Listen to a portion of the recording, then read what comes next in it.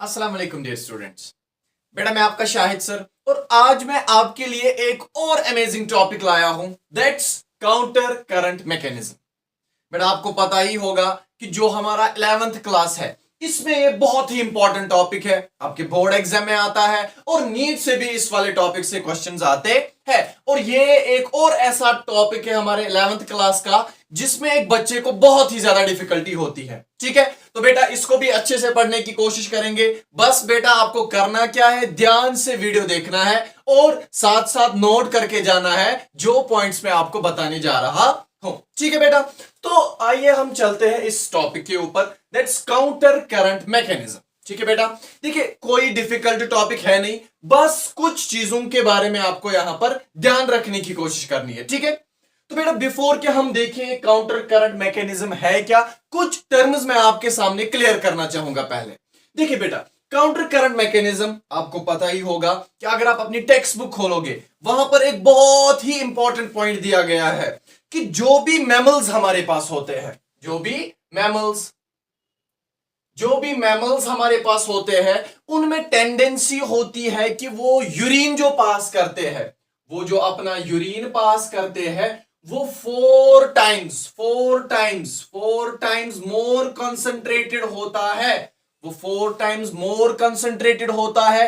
किससे मोर कंसंट्रेटेड होता है? जो फिल्ट्रेट वो इनिशियली फॉर्म करते हैं उससे 4 टाइम्स ज्यादा कंसंट्रेटेड वो अपना यूरिन पास कर देते हैं। ठीक है बेटा, अब सवाल, अगर ये मैमल्स अपना यूरिन 4 टाइम्स कंसंट्रेटेड बना पाते हैं, ये बनाते कैसे हैं? वही असल में हमारा टॉपिक है, दैट्स काउंटर करंट मैकेनिज्म। आप अगर देखोगे इसको हम एक और नाम से भी जानते हैं, that is mechanism of concentration of filtrate. जो फिल्ट्रेट हमारी नेफ्रॉन में बनता है वो कैसे कंसंट्रेटेड बनता है। ठीक है, वही हमें देखना है इस टॉपिक में। ठीक है, ये नंबर 1 पॉइंट था। इसके बाद एक और पॉइंट, सर एक काउंटर करंट का मतलब है क्या?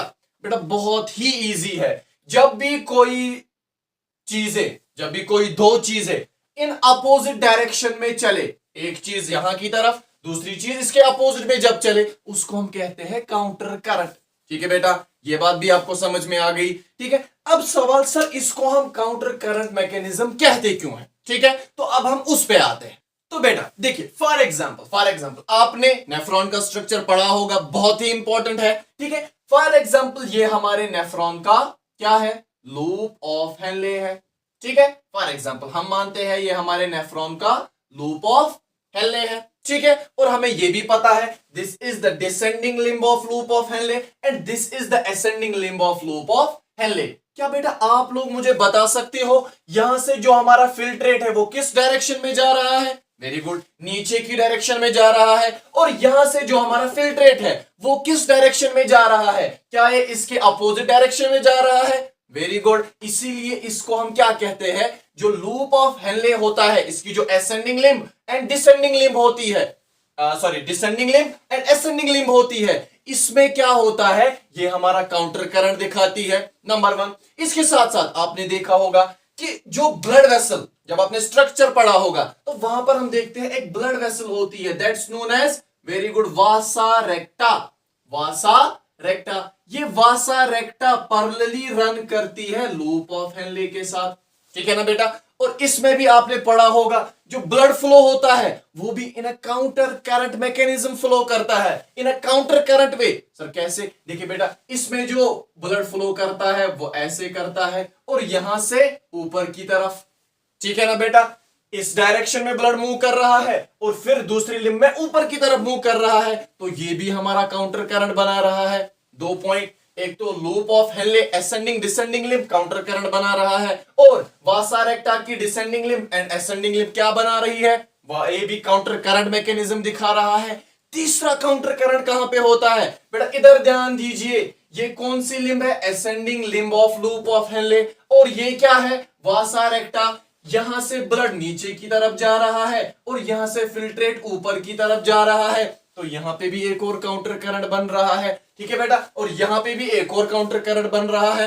तो ओवरऑल अगर हम बात करें, जो हमारा नेफ्रॉन होता है, नेफ्रॉन में 3 काउंटर करंट होते हैं, एक तो ascending descending limb and ascending limb, very good. फिर वासा रेक्टा एक और काउंटर करंट बना रहा है और तीसरा काउंटर करंट कौन बना रहा है? हमारा वासा रेक्टा और लूप ऑफ हेनले, ये भी आपस में एक और काउंटर करंट बना रहा है। ठीक है बेटा, इतना आपको समझ में आ गया। अब इंपॉर्टेंट चीज है, देखिए बेटा, ध्यान ध्यान से सुनिए बेटा ये बात। देखिए हमें करना कुछ नहीं है, बस हमें जो यहां से फिल्ट्रेट निकलेगा, फॉर एग्जांपल ये आपका हम मान लेते हैं डीसीटी वगैरह, और फिर ये आपका कलेक्टिंग डक्ट, ठीक है, कलेक्टिंग डक्ट।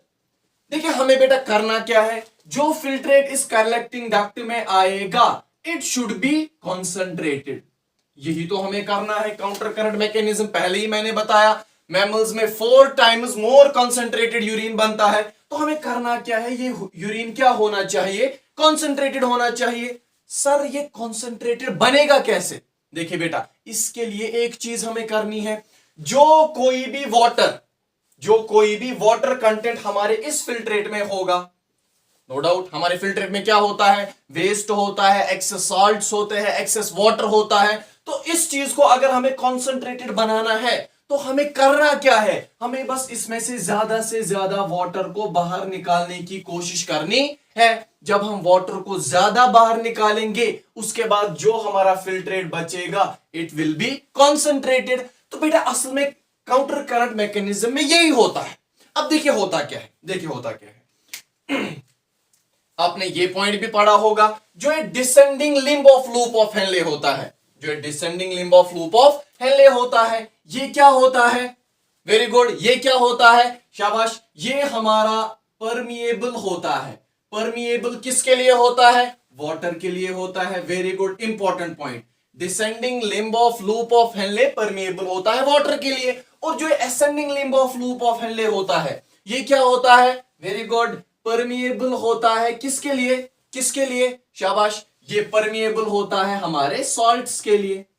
ठीक है, ठीक है बेटा। हाँ, एक और पॉइंट जो आप याद रखोगे बेटा, जो काउंटर करंट मैकेनिज्म होता है इसमें होता क्या है, हमारा फिल्ट्रेट, एक ही पॉइंट याद रखना है, कॉन्सेंट्रेटेड बनता है, और इसमें रोल यूजुअली 2 चीजें अदा करती है। बेटा वो 2 चीजें है क्या? वेरी गुड, ये आपको याद रखना है। Number 1 is NaCl and the second thing is आपका यूरिया। ये 2 चीजें क्या करते हैं, अपना रोल प्ले करते हैं यहां पे, जिससे हमारा यूरिन क्या बनता है, क्या बनता है? कॉन्सेंट्रेटेड बनता है। ठीक है बेटा, अब देखते हैं हम होता क्या है। देखिए बेटा, ऊपर से जो हमारा प्रोक्सिमल कन्वोल्यूटेड ट्यूब्यूल होता है, ठीक है, प्रोक्सिमल कन्वोल्यूटेड ट्यूब्यूल होता है, यहां से जब हमारा फिल्ट्रेट आता है इनटू लूप ऑफ हेनले, ठीक है, और ये पॉइंट भी आपको पता है, यूजुअली जो ये काउंटर करंट मैकेनिज्म होता है ये हमारे कौन से नेफ्रॉन्स दिखाते हैं? वेरी गुड, ये पॉइंट भी आपको याद रखना है, जेक्स्ट्रामेड्यूलरी नेफ्रॉन्स। जेक्स्ट्रामेड्यूलरी नेफ्रॉन्स, ये पॉइंट भी आपने पढ़ा होगा टाइप्स ऑफ नेफ्रॉन में। जेक्स्ट्रामेड्यूलरी नेफ्रॉन्स, ये जेक्स्ट्रामेड्यूलरी नेफ्रॉन्स होते क्या है, ये किस टाइप के नेफ्रॉन्स होते हैं? वेरी गुड, ये उस टाइप के नेफ्रॉन्स होते हैं जिनका ऊपरी वाला हिस्सा कहां पर प्रेजेंट होता है? आपके कॉर्टेक्स में। फॉर एग्जांपल ये आपका कॉर्टेक्स रीजन है। अरे बेटा पढ़ा है, किडनी का बाहर वाला एरिया उसको हम क्या कहते हैं? कॉर्टेक्स। वेरी गुड, और जो किडनी का अंदर वाला हिस्सा होता है उसको क्या कहते हैं? मेडुला कहते हैं। तो फॉर एग्जांपल ये ऊपर वाला हिस्सा क्या है? कॉर्टेक्स रीजन, और जो नीचे वाला पार्ट है ये क्या है? मेड्यूला। वेरी गुड, ये पॉइंट भी आपको याद रखना है। ठीक है बेटा, अब देखिए होता क्या है, जब पीसीटी में हमारा फिल्ट्रेट, पीसीटी से हमारा फिल्ट्रेट कहां की तरफ आता है? हमारे लूप ऑफ हेनले की तरफ आता है, और यहां से क्या है? वासा रेक्टम। ठीक है, वासा रेक्टम। अब देखिए होता क्या है, जो ही ये फिल्ट्रेट किस में अंदर आ जाता है? हमारे लूप ऑफ हेनले के अंदर आ जाता है। यहां पे इसकी ऑस्मोलैरिटी होती कितनी है? वेरी गुड, 300 मिली ऑस्मोल पर लीटर। सर ये ऑस्मोलैरिटी का मतलब क्या है? बेटा पढ़ा होगा, 11th केमिस्ट्री में भी आपने पढ़ा होगा। What is osmolarity? शाबाश शाबाश, ऑस्मोलैरिटी का मतलब पर लीटर सॉल्यूशन में कितना अमाउंट ऑफ सोल्यूट प्रेजेंट है, उसी को हम कहते हैं ऑस्मोलैरिटी। ठीक है बेटा, अब देखिए होता क्या है, यूजुअली नॉर्मली जब ये फिल्ट्रेट हमारे डिसेंडिंग लूप ऑफ हेनले में आ जाता है, ठीक है, तो ये क्या होता है? परमिएबल टू वाटर, थोड़ा बहुत वाटर यहां से बाहर निकलता है। बेटा अभी हम ऑस्मोलैरिटी की बात नहीं करेंगे, वो हम आगे जाके करेंगे। ठीक है, अब नॉर्मली जब ये फिल्ट्रेट आगे जाएगा, ठीक है, तो यहां से क्या होगा?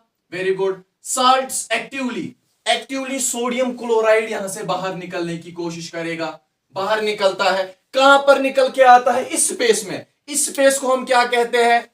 Very good, inner medullary interstitium. Inner medullary interstitium, इसमें क्या होता है? ये साल्ट्स बाहर आ जाते हैं, ठीक है। जब बहुत सारा NaCl बाहर आ गया, जब बहुत सारा NaCl बाहर आ गया, इससे क्या होगा? जो हमारा इनर मेड्यूलरी इंटरस्टिशियम है, इसकी ऑस्मोलैरिटी इंक्रीज हो जाएगी। What does it mean? ये जो यहां पे इनर मेड्यूलरी इंटरस्टिशियम है, इसमें अमाउंट ऑफ सॉल्यूट इंक्रीज हो रहा है, इसीलिए तो मैंने बोला ऑस्मोलैरिटी इंक्रीज हो रही है।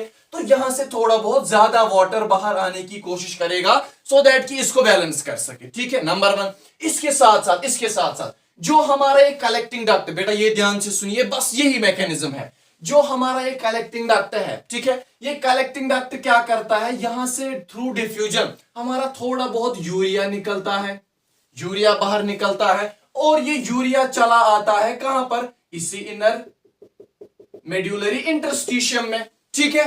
और ये सभी चीजें जब यहां पे NaCl की कंसंट्रेशन इंक्रीज हो गई, यूरिया की कंसंट्रेशन इंक्रीज हो रही है, ठीक है बेटा, यहां से पैरेलली क्या चल रही है? वासा रेक्टा। ये सभी चीजें इसी वासा रेक्टा के अंदर आ जाते हैं, ठीक है बेटा। यूरिया भी वासा रेक्टा के अंदर आ गया, NaCl भी वासा रेक्टा के अंदर आ गया, और ये वासा रेक्टा करती क्या है? ये इन सभी चीजों को ऊपर की तरफ खींचती है, ठीक है, क्योंकि ब्लड तो इस डायरेक्शन में चल रहा है। तो ये सभी चीजें जब इस डायरेक्शन में आएगी, ठीक है, तो अल्टीमेटली हमारे वासा रेक्टा का जो ऑस्मोलैरिटी है वो भी इंक्रीज्ड है ना बेटा, वो भी इंक्रीज्ड है। क्यों? क्योंकि उसमें NaCl है, इसमें NaCl है, इसमें यूरिया है। अब देखिए बेटा, अब देखिए इंपॉर्टेंट चीज, इस वाले इनर मेड्यूलरी इंटरस्टिशियम में क्या है?